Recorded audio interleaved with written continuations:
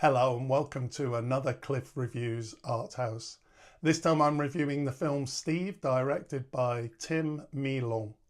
Steve tells the story of a head teacher played by Cillian Murphy who's struggling to hold together a reform school for boys with violent and disruptive behaviour.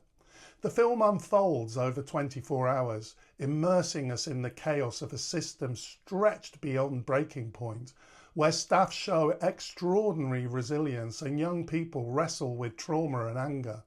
It starts off with great promise, the handheld camera work, often right up close to the characters. It brilliantly conveys the stress of this environment.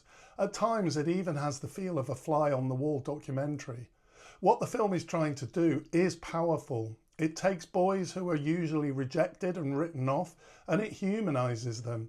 We see that they haven't chosen to be like this. They don't have the skills to control their anger, and they're often carrying deep pain and trauma. The staff, meanwhile, are shown with limitless compassion, struggling, yes, but fundamentally kind and determined in the face of relentless difficulty and even abuse.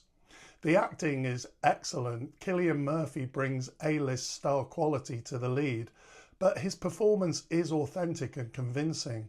Tracy Ullman and Emily Watson are both superb, and the rap singer Little Simz continues to prove herself as a strong actor. Together they all embody both the commitment and the exhaustion of working in an underfunded, overstretched institution. The boys are also excellent, totally convincing, conveying that contradictory mix of being potentially scarily violent and abusive, but also being naive, childlike and even charming. So far so good. I was settling down nicely to an engaging and meaningful film. However, unfortunately it didn't last.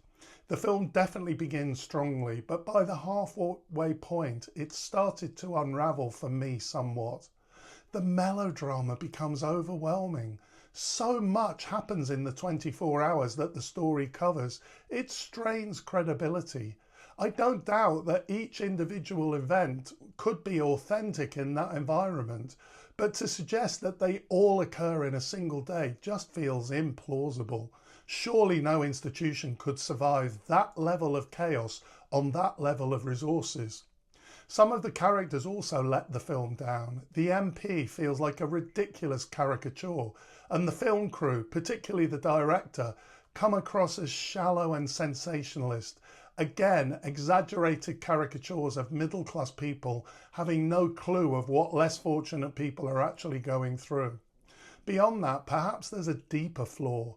The film is quite shallow emotionally. It throws so much raw energy and chaos at us. There's no space to breathe, no space to really feel.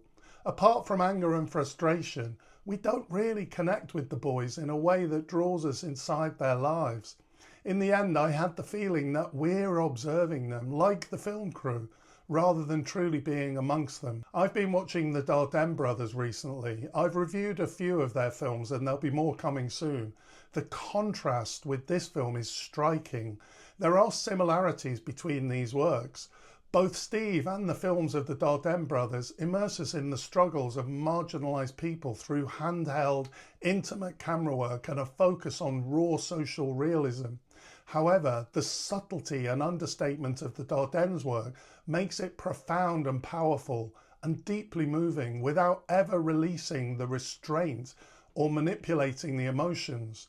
Steve, by comparison, is closer to Ken Loach. I think Loach has done a lot of great work, but his work has no restraint in it. It often goes for the most obvious, even cliched stories. It ends up being overstated, hammering its point home to us to make sure that we don't miss it.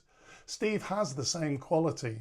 Of course, this is a Netflix-financed film due to stream in early October.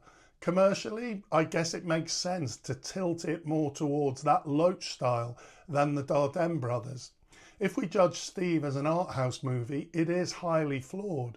But as a Netflix release, one that will reach a far bigger audience online than a film on the art house cinema circuit, perhaps its more populist style guarantees attention. And if that means more people are made aware that there are always multiple sides to those we condemn too quickly, then it will serve a purpose. Overall, this is an entertaining film. I would say that it is worth seeing, especially when it streams on Netflix. I am perhaps being harsh on it, judging it by the standards of the Dardenne brothers, but I think this is aiming at more of a commercial market, so its melodramatic choices are deliberate, I think. And in the end, I do appreciate any film that uses the medium to show us different angles of troubled situations and to allow us to have compassion towards complex human beings. Thanks for watching, and I'll see you next time.